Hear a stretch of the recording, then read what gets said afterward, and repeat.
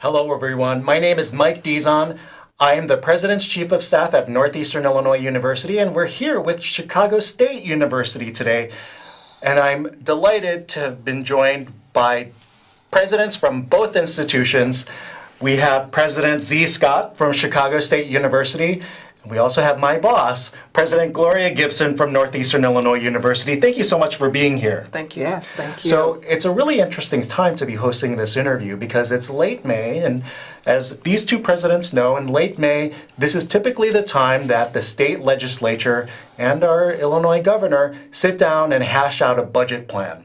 Now, the reason why that's so important is because as we approach the end of the legislative session, which is scheduled for May 31st, we have a vested interest in making sure that we, and when I say we, higher education in Illinois, public higher education in this state, gets adequate funding so that we can provide the resources to students who choose to pursue their higher education at, again, Northeastern Illinois University, Chicago State University, and other public universities in the state.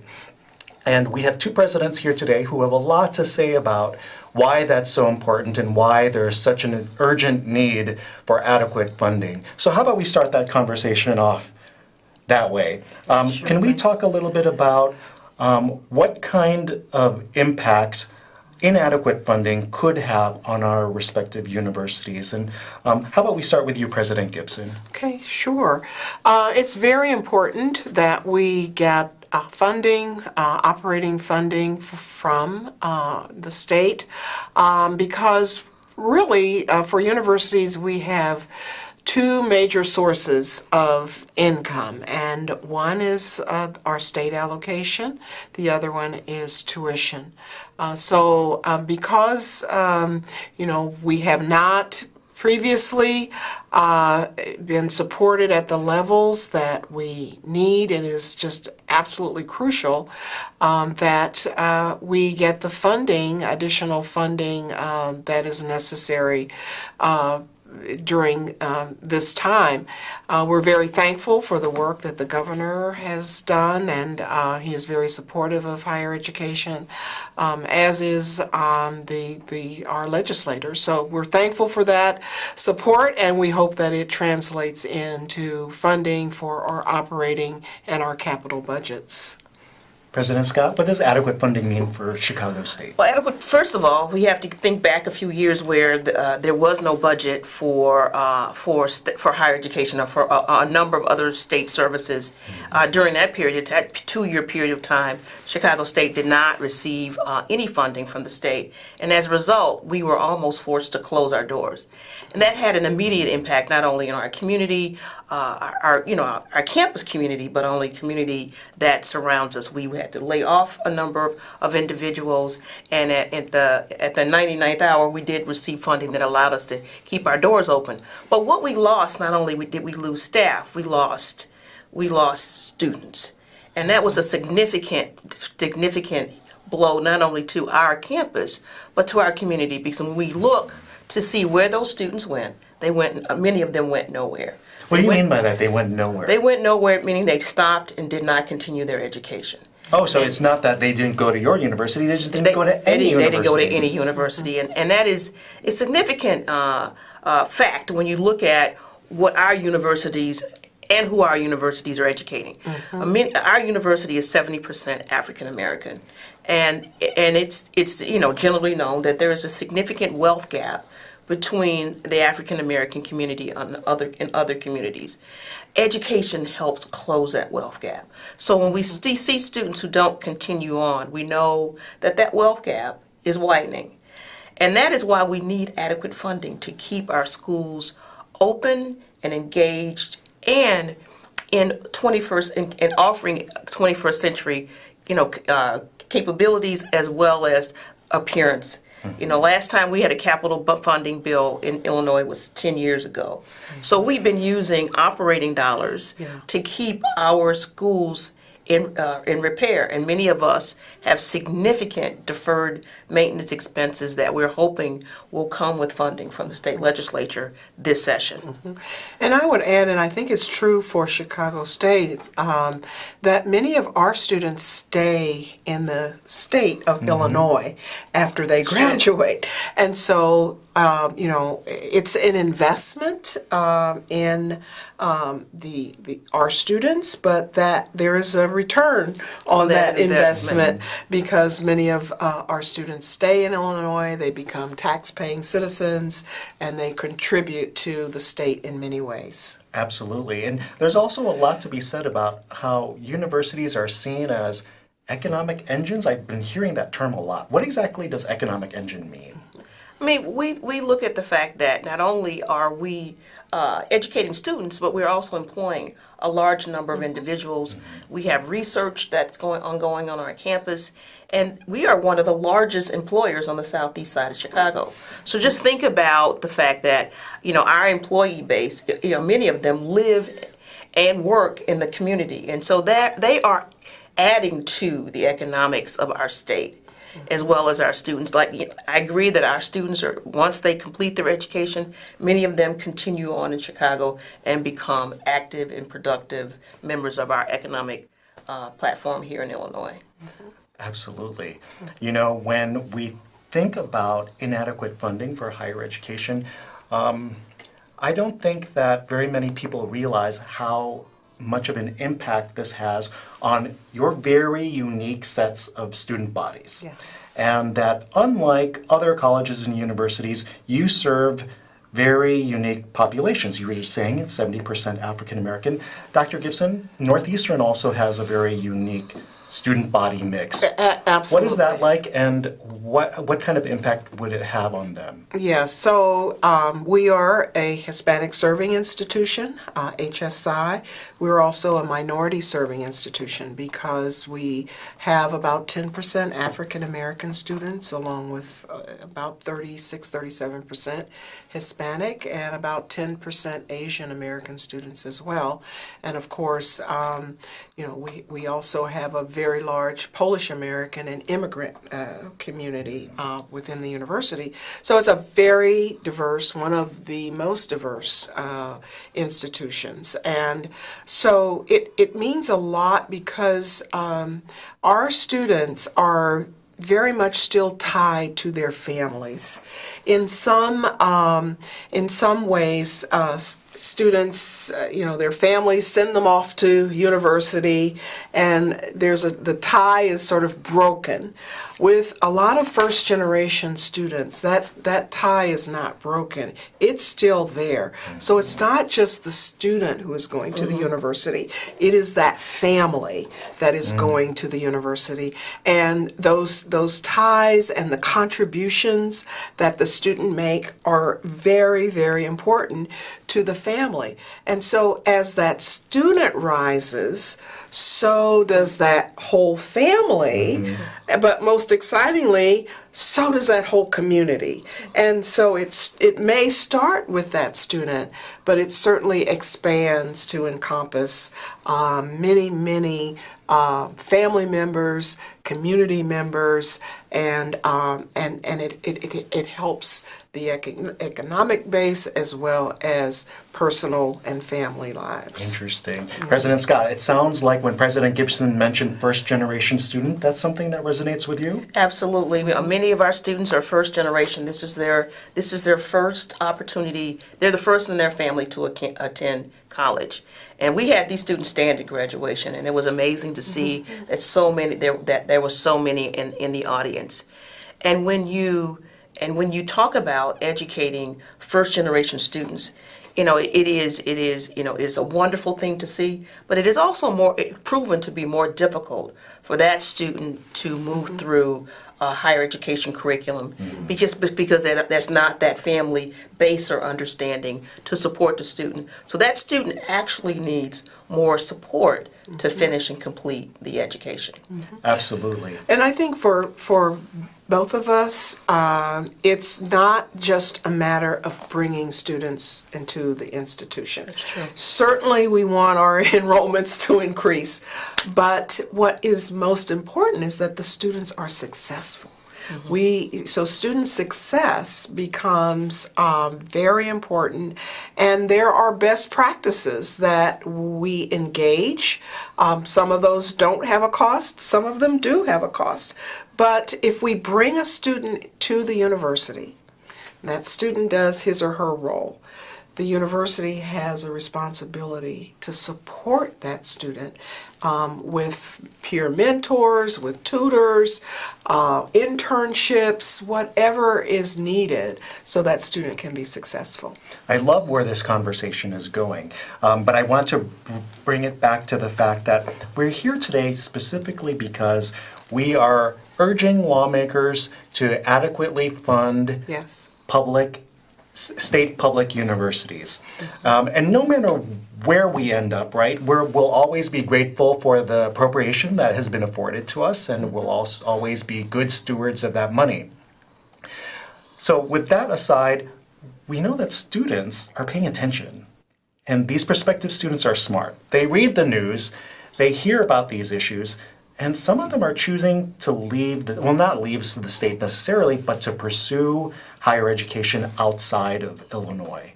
What do you have to say to them? Is Illinois still a good place to go to college? Absolutely. Yes. Illinois is a wonderful, not alternative, first choice to educate. Absolutely.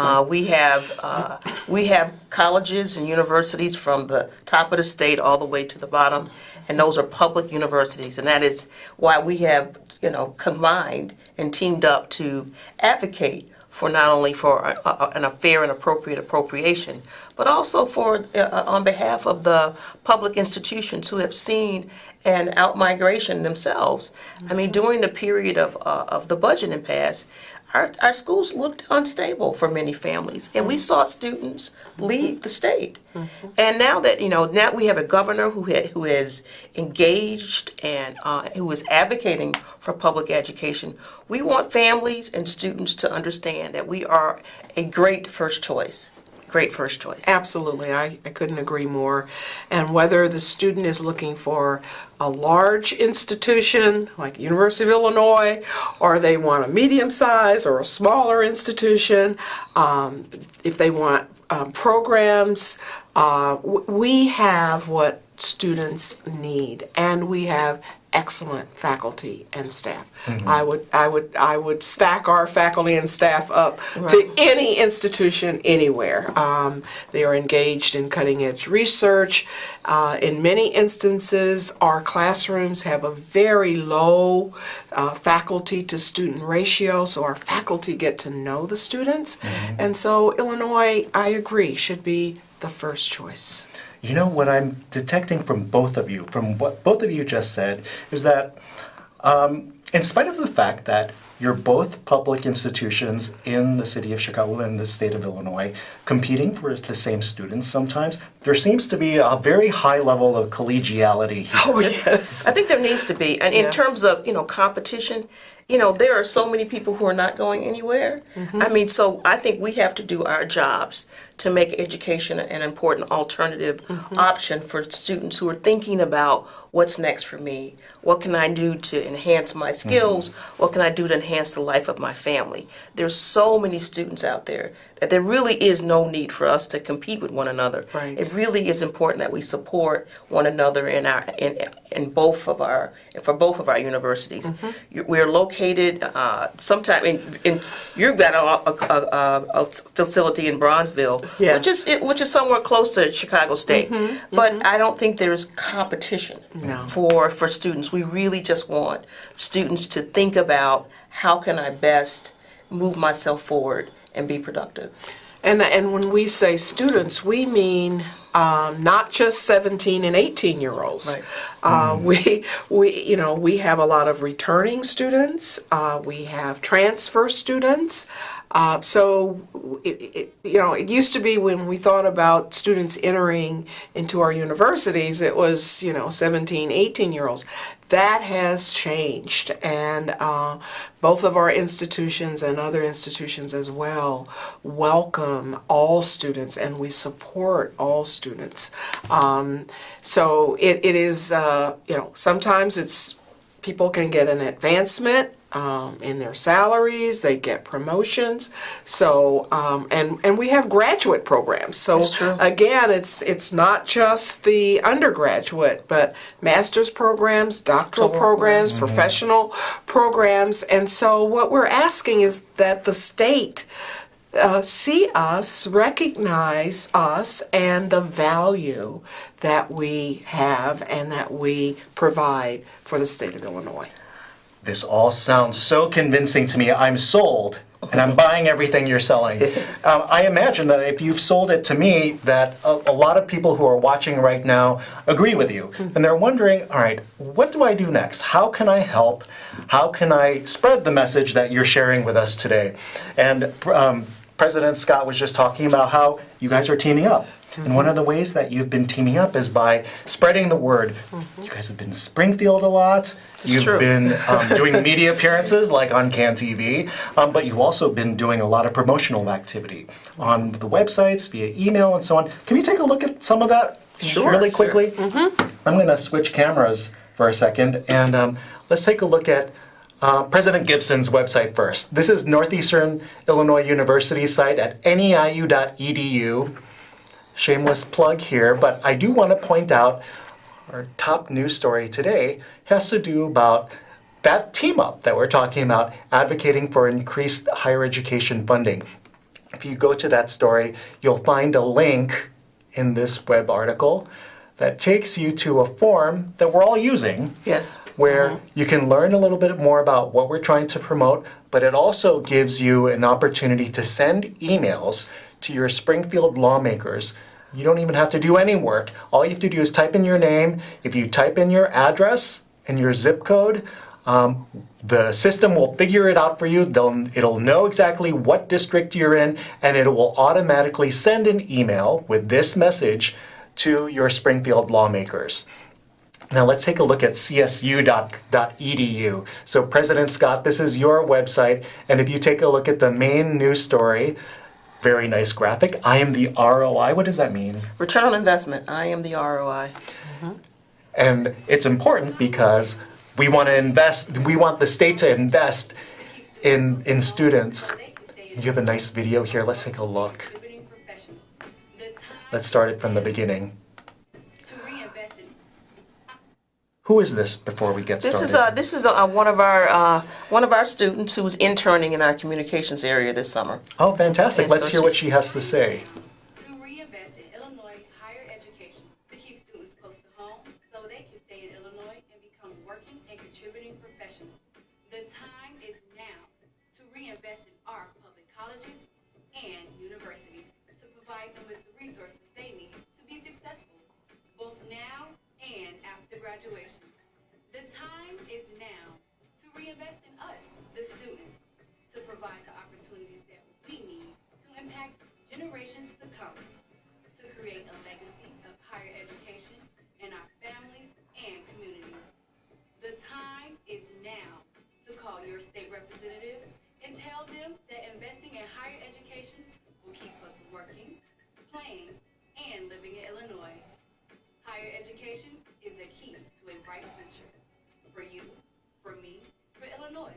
I am the return on the investment.